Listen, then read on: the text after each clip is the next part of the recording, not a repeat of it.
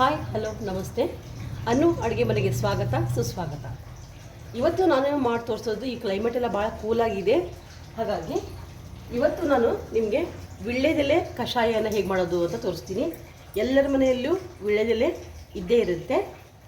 ಅದ್ರ ಜೊತೆಗೆ ನಾವು ಏನೇನು ಮಸಾಲೆಯನ್ನು ತಗೋತೀವಿ ಅಂತಂದರೆ ಕೊತ್ತಂಬರಿ ಕಾಳು, ಮೆಣಸು, ಮೆಣಸಿನಕಾಳು, ಜೀರಿಗೆ, ಸ್ವಲ್ಪ ಬಡೆ ಸೊಪ್ಪು, ಸೋಪಿನ ಕಾಳು, ಚಕ್ಕೆ, ಯಾಲಕ್ಕಿ, ಲವಂಗ ಇಷ್ಟನ್ನು ತೆಗೆದುಕೊಂಡು ಸ್ವಲ್ಪ ಸಕ್ಕರೆ ಅಥವಾ ಸಕ್ಕರೆ ಬದಲು ಕಲ್ಸಕ್ಕರೆ ಬದಲು ಸ್ವಲ್ಪ ಬೆಲ್ಲ ಹಾಕ್ಕೊಂಡು ನಾವು ಚೆನ್ನಾಗಿ ಇದನ್ನು ಫಸ್ಟ್ ನಾವು ಇಷ್ಟು ಫ್ರೈ ಮಾಡ್ಕೊತೀವಿ. ಎಣ್ಣೆ ಹಾಕದೆ ಫ್ರೈ ಮಾಡ್ಕೊಳ್ಳೋಣ.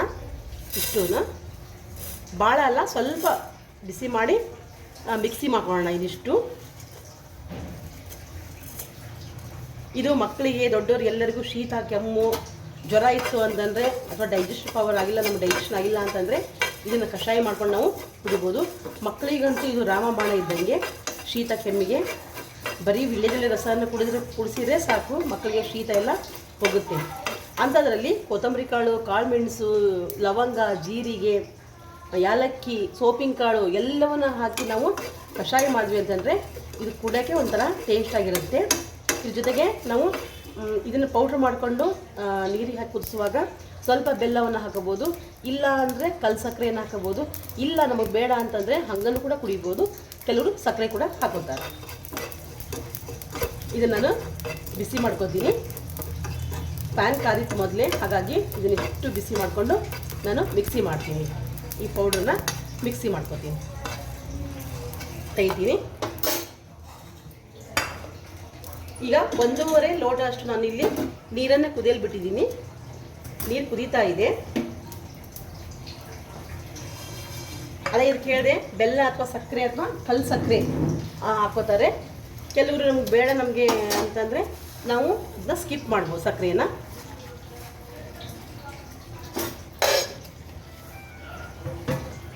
ನಾನು ಜಾಸ್ತಿ ಇದಕ್ಕೆ ಕಷಾಯಕ್ಕೆ ಬೆಲ್ಲನೇ ಹಾಕೋದು.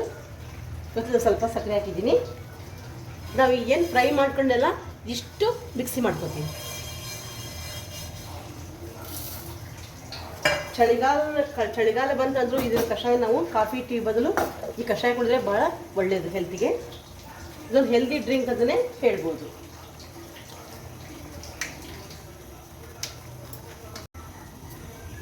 ಇದನ್ನು ನಾನೀಗ ಫ್ರೈ ಮಾಡ್ಕೊಂಡಲ್ಲ, ಇಷ್ಟೂ ಮಸಾಲೆಯನ್ನು ಪೌಡ್ರ್ ಮಾಡ್ಕೊಂಡೆ ಮಿಕ್ಸಿ ಒಳಗೆ.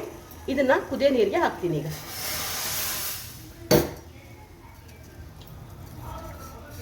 ಕುದಿಯೋ ನೀರಿಗೆ ಹಾಕೋತೀನಿ. 2 ಗ್ಲಾಸ್ ಕುದಿಯೋಕ್ಕೆ ನೀರು ಇಟ್ಟಿದ್ದೀನಿ. ಹಾಗೆ ಇದ್ರ ಜೊತೆಗೆ ವೀಳ್ಯದೆಲೆ ಇದೆಯಲ್ಲ, ವೀಳ್ಯದೆಲೆನ ಹಾಕ್ತೀನಿ. ಜಾಸ್ತಿ ಇದ್ರೆ ಜಾಸ್ತಿ ಹಾಕೋರಿ, ಅಥವಾ 2 ಅಥವಾ 4, 6 ಹಾಕೋಬೋದು. ಇದೇನಿಲ್ಲ, ಹೆಲ್ತ್ಗೆ ನಮಗೆ ಒಳ್ಳೆಯದು. ಸ್ವಲ್ಪ ಅರಿಶಿನ ಹಾಕ್ತೀನಿ.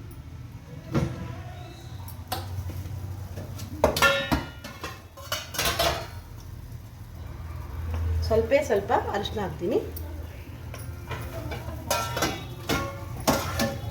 ಇದು ಜೂನ್ ತಿಂಗಳಂತೂ ಮಳೆಗಾಲ ಬರುತ್ತಾ ಇರೋದ್ರಿಂದ ನಾನು ಕಷಾಯ ಮಾಡಿ ತೋರಿಸ್ತಾ ಇದ್ದೀನಿ ಎಲ್ಲರಿಗೂ.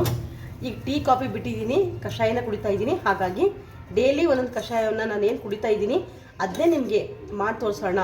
ನಾಳೆ ಮಳೆಗಾಲಕ್ಕೆ ಮಕ್ಕಳಿಗೆ ಮಾಡಿ ಕೊಡ್ಬೋದು ನೀವು ಅನ್ನೋ ಉದ್ದೇಶಕ್ಕೆ ಇದನ್ನೇ ಮಾಡಿ ನಿಮಗೆ ತೋರಿಸ್ತಾ ಇರೋದು ನಾನು.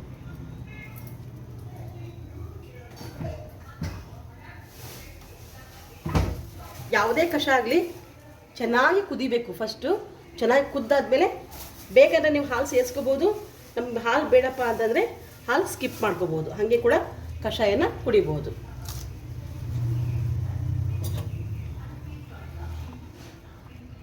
ನೋಡಿರಿ, ಇದೆಲ್ಲವೂ ಕರೆಕ್ಟಾಗಿ ಚೆನ್ನಾಗಿ ಕುದಿಬೇಕು.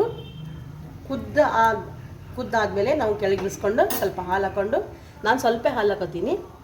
ಹಾಕ್ಕೊಂಡು ಕಷಾಯನ ಬಿಸಿ ಇದು ಕುಡಿದ್ರೆ ನಮಗೆ ಕೆಮ್ಮೆ ಹೊರಟೋಗುತ್ತೆ, ಶೀತನೇ ಬರೋಲ್ಲ ನಮಗೆ.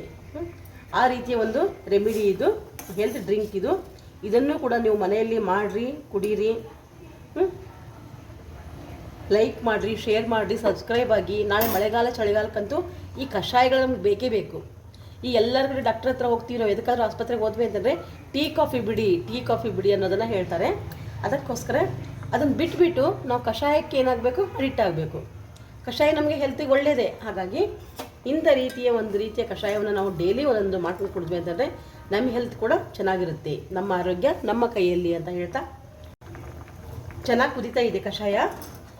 ಈ ರೀತಿಯಲ್ಲಿ ಕಷಾಯ ಕುದಿಬೇಕು, ಅಂದರೆ ಇದು ಕಷಾಯ ಅಂತ ಅನಿಸ್ಕೊಳ್ಳುತ್ತೆ, ನಮ್ಮ ದೇಹ ಕೂಡ ಸರಿಯಾಗುತ್ತೆ. ಅವಾಗ ನಾನೀಗ ಕುದ್ದಿದೆ, ಇದನ್ನ ನಾನೀಗ ಸೋಸ್ಕೊತೀನಿ.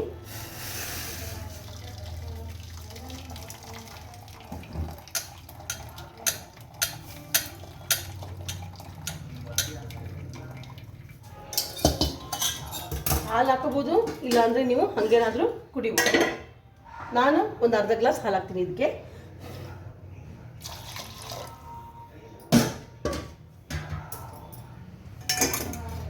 ಇದನ್ನು